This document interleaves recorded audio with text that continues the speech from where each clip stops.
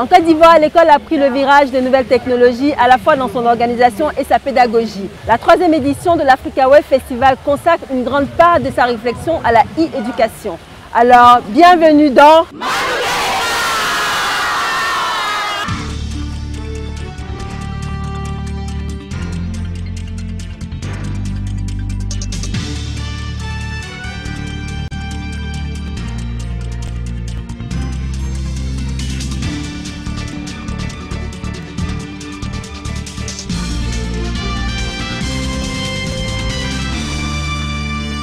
Bienvenue dans ce top numéro de votre émission Ma Nouvelle École, l'émission des hommes et des femmes qui bâtissent l'école ivoirienne.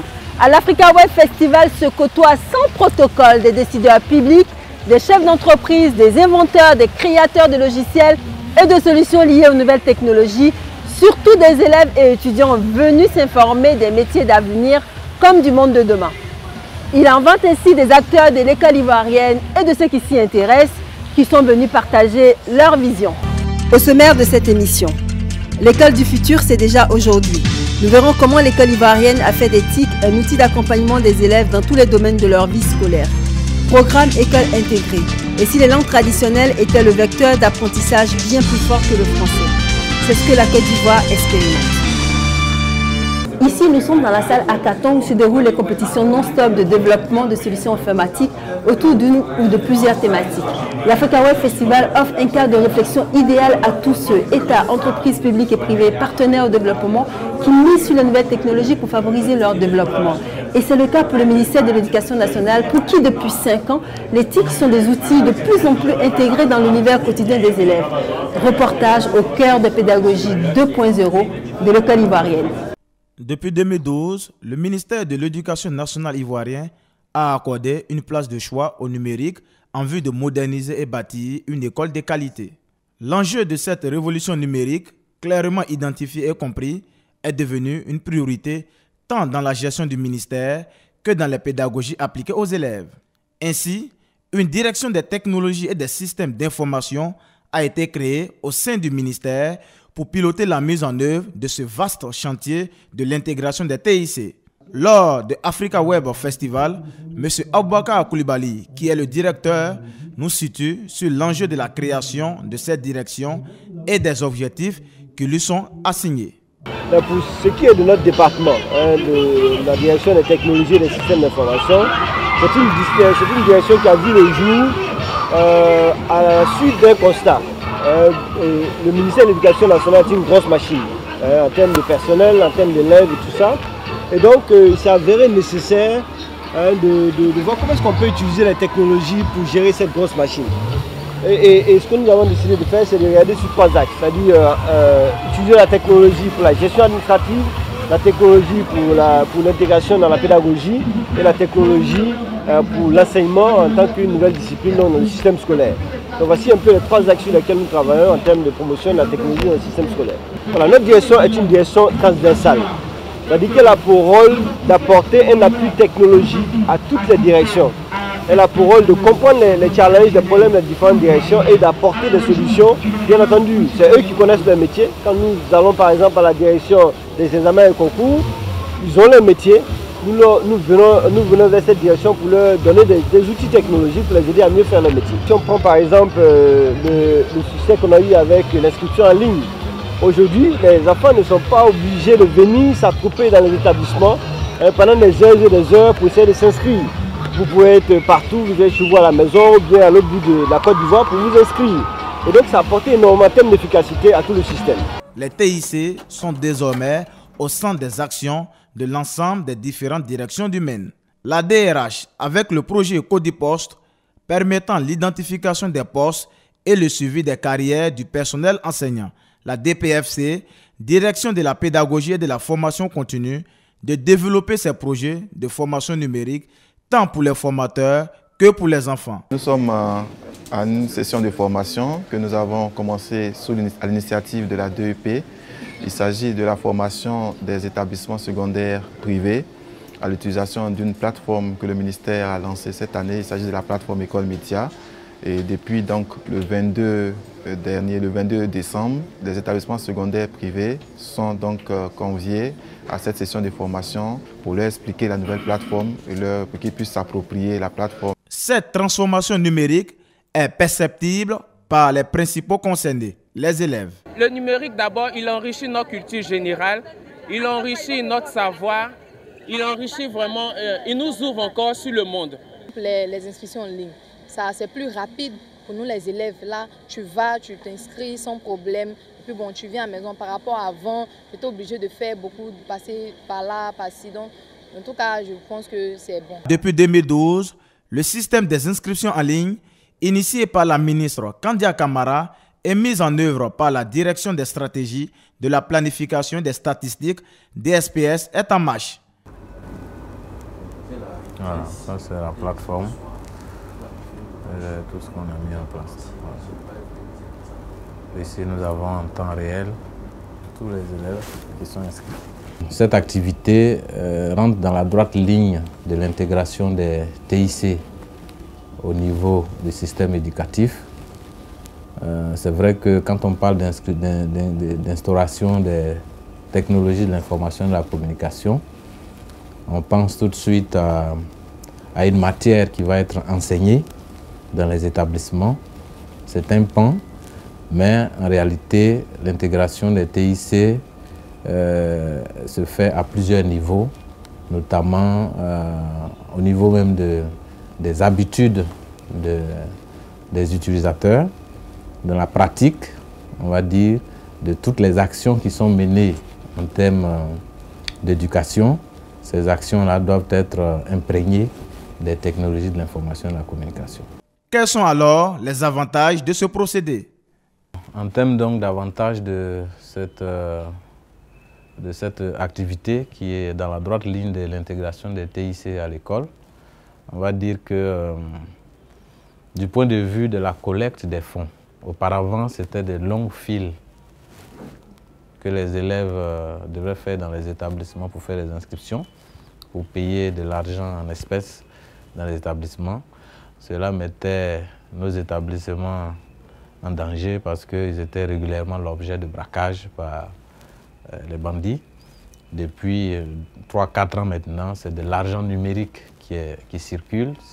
Ce n'est ni les chefs d'établissement qui nous manipulent, ni nous-mêmes en centrale. Nous nous contentons de suivre le mouvement des élèves du point de vue statistique et l'argent est numérique. Ça se passe entre les opérateurs, le ministère et les différentes structures. La fiabilisation de notre fichier national des élèves. Vous savez que nous sommes dans un pays où nous avons beaucoup d'homonymes. Désormais, avec le système qui est mis en place, tous les éléments sont visibles. Donc, le reçu qui s'affiche, la fiche cursus qui s'affiche, sort avec toutes les informations identitaires de l'enfant jusqu'à l'affiliation du parent, le numéro de l'acte de naissance, de sorte que chacun est capable de savoir que celui-là, ce matricule, est bel et bien le mien, ou bien qu'il y a tel autre qui essaie d'utiliser mon matricule. Donc, fiabilisation du fichier national des élèves et en termes de statistiques, cela nous donne des données statistiques plus stables et donc un moyen de sortie des indicateurs qui permettent au ministre de prendre des bonnes décisions. Le développement des TIC est une priorité du gouvernement ivoirien qui y voit un important levier de croissance. Appliqué à l'éducation nationale par la ministre Kandia Camara, aussi bien pour la gestion du ministère que pour la mise en œuvre de nouvelles pédagogies. L'implantation des TIC est un puissant facteur de modernisation du système scolaire ivoirien pour bâtir une école de qualité. Bonjour Richard. Bonjour. Vous êtes venu spécialement de Montréal pour l'Africa Web Festival. C'est exact, c'est un plaisir d'être ici. D'accord. C'est votre première participation? Oui, c'est ma première participation. D'accord. Et nous sommes là dans une salle dédiée visiblement à des développeurs. Est-ce que vous pouvez nous expliquer le principe? En fait, depuis le début du Africa Web Festival, il se passe ici un hackathon. Donc, qu'est-ce qu'un hackathon? Ce sont des équipes de développeurs et parfois multidisciplinaires qui doivent proposer des solutions technologiques à des défis particuliers. Comme dans le cas présent ici, il y a des défis en agriculture, il y a des défis en éducation, il y a aussi un défi en santé. Donc chaque équipe, pendant la durée du Web Festival, développent leur idée et à la fin, c'est-à-dire avant la cérémonie de clôture, ils vont présenter leur idée qui ont un potentiel réel d'être réalisé dans le concret. Merci beaucoup, Richard. Merci. Que s'est-il passé au ministère de l'Éducation nationale ces dernières semaines? Tout de suite, l'actu en bref.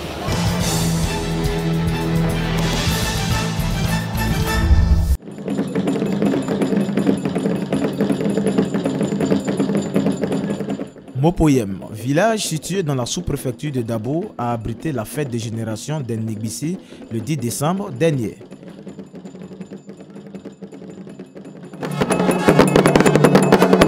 Madame Kandia Kamara, marraine de cette cérémonie qui a été intronisée par le chef du village, porte désormais le nom de Mel Meliane. En retour, en plus du don du chef de l'État, la première responsable de l'éducation nationale a fait un don à la population et la génération Nigbissi. Nous avons été très heureux d'avoir comme marraine la ministre Kandia Kamara. C'est une femme dynamique, c'est une femme qui dirige avec autorité son département. Et nous en sommes totalement heureux. Et nous avons vu son intervention vraiment qui nous va droit au cœur et qui fait qu'encore au niveau de l'éducation nationale, nous avons encore beaucoup de choses qu'elle va transformer pour le bien de tous nos enfants. Bengourou, cité royale de la paix, a abrité le 8 novembre dernier le lancement de la 6e édition du Festival national des arts en milieu scolaire FENACMIS autour du thème École obligatoire et entrepreneuriat, levier de la construction de l'Ivoirien nouveau. Monsieur Efembra Kwaku Nicolas, directeur de la direction de la vie scolaire, structure en charge de ce festival, a présenté aux invités la portée du FENACMIS qui n'est pas seulement un moment ludique, mais surtout un festival qui veut contribuer à la promotion de l'école, l'autonomisation et l'employabilité de nos enfants. Le commissaire général nous présente l'aspect technique de ce festival. C'est sur les 5 jours que tous les enfants, voilà, les lauréats de toutes les régions qualifiés vont donc se retrouver, vont converger ici à Bengourou, qui sera la capitale pour la circonstance de la capitale culturelle de l'école. Notons que la 6e édition du FENACMIS se déroulera du 18 au 22 avril 2017 à Bengourou. La ministre de l'Éducation nationale, Kandia Kamara, a remis 41 motos au DREN et DDN pour la collecte rapide des données statistiques, le mardi 27 décembre 2016 au plateau. À cette occasion, elle a révélé que la plupart des victimes des accidents de moto à l'intérieur du pays sont des enseignants. D'où, elle exhorte les bénéficiaires et tous les enseignants à plus de prudence et au port obligatoire du casque. Dans certaines localités de Côte d'Ivoire, le projet École intégrée PEI est une expérience très enrichissante menée sur l'apprentissage des savoirs fondamentaux en langue traditionnelle. Figurez-vous que cela donne des résultats supérieurs en termes de connaissances à l'apprentissage du français. Au point que la Banque mondiale s'est saisie de cette question pour pousser un type d'apprentissage dans plusieurs pays francophones à travers le programme plus large appelé Élan.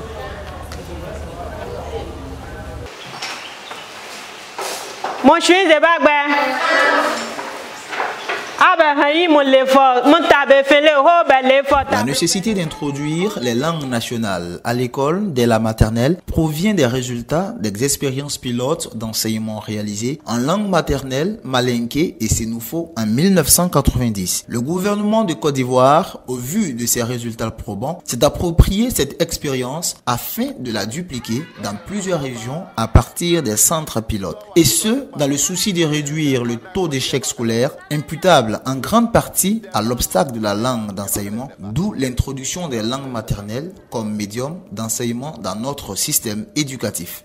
Quand on utilise les langues comme médium, ça permet à l'enfant aussi de ne pas être coupé de son environnement.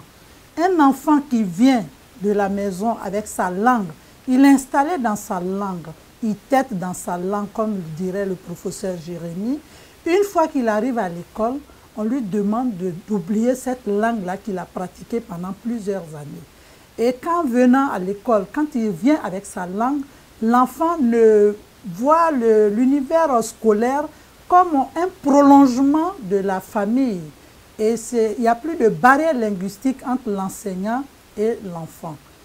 Et comment s'articule l'enseignement en langue au niveau du PEI? c'est pas que le français est totalement écarté. Le français n'est pas écarté. C'est pour ça qu'on dit l'enseignement bilingue. Le français est partenaire de la langue maternelle. Au CP1, le français est utilisé à 10%, la langue maternelle à 90%, jusqu'à ce qu'on arrive au CM2, c'est le français qui prend le dessus avec 90% en français et 10% en langue. Au départ,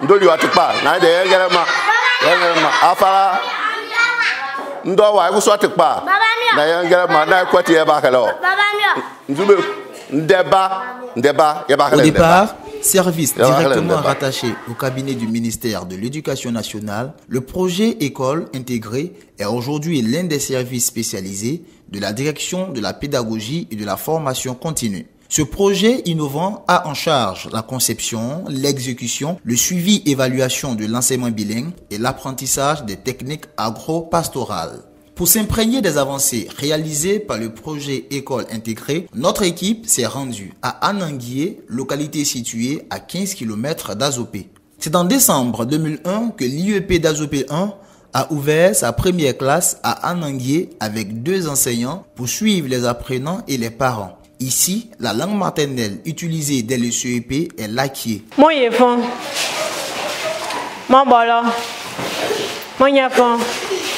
Mon bolo, ave konteka, a tu que te ken, hobe konteka. Bonne.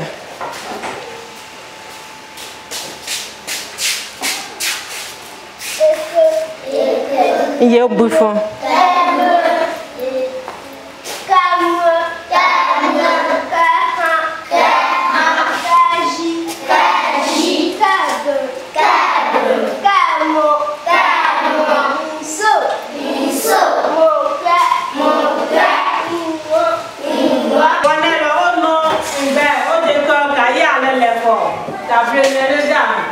A, O, U, Ba, U, Bo, Bo, Bou, Bou, Baba.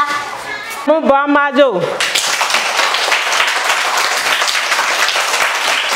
Au niveau de la langue maternelle, déjà dès le premier jour, l'enfant il est relax, il est comme chez lui à la maison, il se sent comme chez lui, donc il expose ses problèmes et l'enseignant peut ainsi les résoudre facilement. Monsieur Ambe Mécan Lucien, directeur de l'école Pays Ananguié, point focal du projet École intégrée, est l'un des tout premiers enseignants dans l'expérimentation de l'introduction de la langue maternelle comme médium d'apprentissage dans la traîne d'Azopé. Quand on dit l'école en langue, entre griffes, en Aki, on dit Aki Choukou, les gens pensent que c'est une structure privée. Alors qu'en réalité, ce n'est pas le cas. C'est une école qui fonctionne comme nous suivons le même programme, la même méthodologie de travail, sauf que ce qui s'enseigne en français avec la méthodologie, l'APC, nous le faisons en Akié.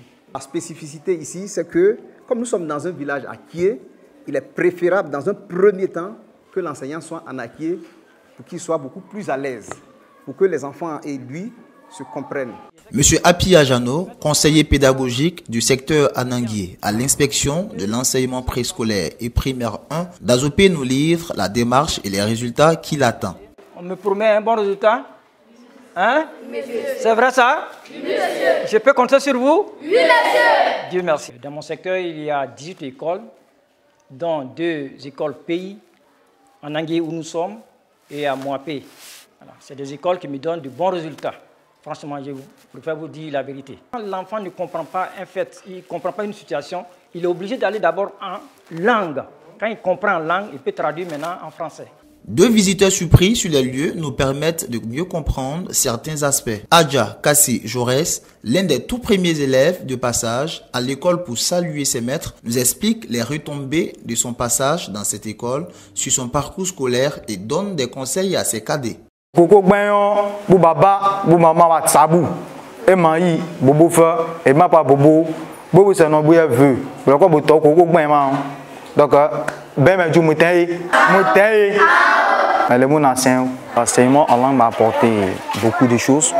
parce que grâce à l'enseignement de la langue, j'étais très brillant. J'étais en CM1 et puis on m'a présenté à l'entrée en 6e. Et dans ça, j'ai eu l'entrée en 6e en classe de CM1.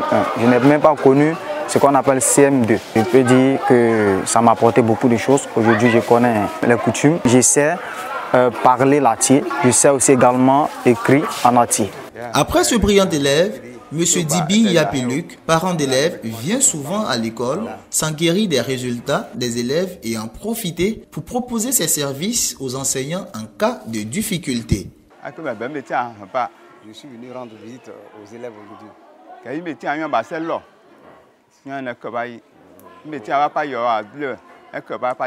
En fait, je suis venu demander aux enfants s'ils se portent bien, s'ils ont des difficultés, s'ils ne connaissent pas quelque chose, que je peux leur apprendre.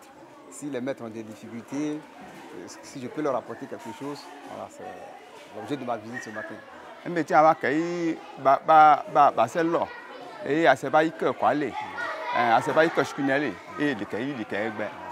Bon, monsieur le directeur, je suis venu, parce que souvent les enfants à la maison disent qu'ils ne connaissent pas telle ou telle chose. Je suis venu ce matin pour que vous énumériez ça et puis bon.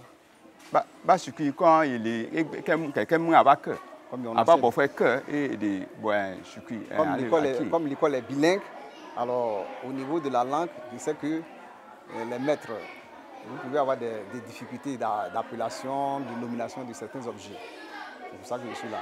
Au lancement du projet en 2001, 10 langues ont été choisies pour l'expérimentation. L'Abidji à Elibou, l'Ani à Eboué, l'Akie à Ananguié, le Bété à Yakouli Dabwo, le Baoulé à Anyouyan Swalaou, le Sénoufo à Tirou Niaradougou, le Guéré à Guézon, le Koulango à Tabaye, le Maou à Ferrantela, le Yakuba à Cantablosé. Depuis 2015, la Côte d'Ivoire a intégré l'initiative Élan Afrique qui comprend 8 pays africains francophones.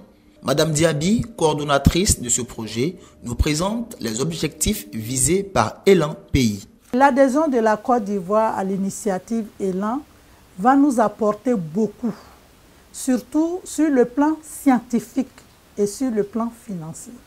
Sur le plan scientifique, Élan va nous aider à consolider, à renforcer le dispositif institutionnel, à produire le matériel didactique pour les enseignants et les élèves. Et il faut aussi parler du renforcement des capacités des enseignants et des encadreurs pédagogiques. Un enfant qui sait lire, qui sait écrire, qui sait calculer, c'est déjà un avantage pour lui pour pouvoir affronter toutes les autres matières qu'il va avoir. Certes, l'initiative, le projet École intégrée, offre plusieurs avantages au plan socio-culturel, pédagogique et de la cohésion sociale, mais des difficultés demeurent. Madame la coordonnatrice nous les présente et propose des perspectives. L'insuffisance de formation des encadreurs de proximité et des enseignants en linguistique et en didactique bilingue. Il faut parler aussi de manque de moyens pour l'impression des manuels et des supports didactiques et le manque de logistique pour assurer l'encadrement et le suivi-évaluation et surtout le déficit d'enseignants que nous avons dans nos écoles. Le projet École intégrée, qui est un projet présentement, comme son nom l'indique, c'est faire pour ce projet-là un programme d'enseignement que nous allons généraliser dans toutes les régions du Côte d'Ivoire. Parce qu'il faut faire profiter de cette pédagogie innovante pour pouvoir aider nos enfants, surtout les enfants qui sont en zone rurale, qui ont des difficultés avec le français.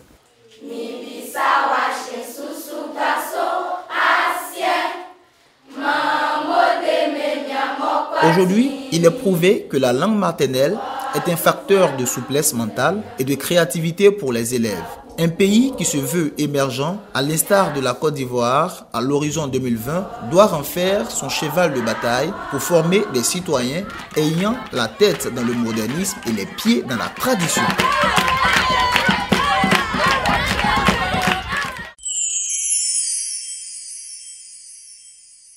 Je voudrais profiter de l'occasion parce que dans quelques jours, nous allons tourner la page de 2016 et nous allons rentrer de plein pied dans la nouvelle année 2017. Je voudrais saisir cette occasion-là pour souhaiter à toutes et à tous une excellente année, une sainte année, que Dieu accorde la santé à tout le monde, la longévité, la joie de vivre, la paix du cœur, la paix en Côte d'Ivoire, que 2017 soit pour nous une année scolaire apaisée, évidemment, avec à la clé de très bons résultats. Donc, bonne heureuse année à toutes et à tous. Ça y est, c'est la fin de l'Africa Web Festival 2016 et pour cause, j'ai décidé de lire mon test avec ma tablette. Et j'en profite pour vous annoncer une bonne nouvelle, c'est que le ministère de l'économie numérique vient de lancer la Fondation Jeunesse Numérique Start-up pour la création de contenu dans le secteur des TIC en Côte d'Ivoire. Le premier concours a enregistré près de 800 candidatures pour la plupart des élèves et étudiants. Il s'agit d'accompagner des projets innovants avec des outils de coaching, des financements et des partenariats. À vos tablettes, smartphones et autres objets connectés pour rester connectés à la connaissance avec votre école partout. Merci de nous rester fidèles. À bientôt le dernier samedi du mois prochain, c'est-à-dire l'année prochaine, pour un autre numéro de votre émission Ma Nouvelle École. Je vous souhaite à tous que 2017 soit porteur d'excellence.